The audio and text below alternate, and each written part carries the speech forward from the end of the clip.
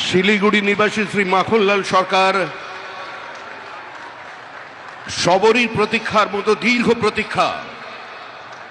Bharat Keshari doctor Shyamaprasad Mukherjee, যিনি ভারতের সংবিধান এবং ভারতবর্ষের অখণ্ডতার জন্য এই বাংলায় জন্মগ্রহণ করে নিজের প্রাণ দিয়েছিলেন, যাকে কাশ্মীরের জেলে রহস্যজনকভাবে কার্যত খুন করা হয়েছিল, এবং তার সেই যাত্রার যিনি সহযোগী ছিলেন, সেই মাখনলাল সরকার ৯৭ বছর বয়স হয়েছে তার, তিনিও আজকের দিনে আমাদের এখানে এসে উপস্থিত হয়েছেন।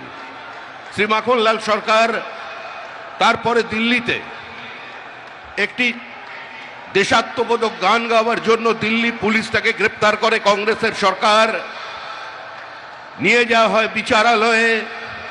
বিচারপতি বলেন তার উকিলের পরামর্শে যে ক্ষমা চান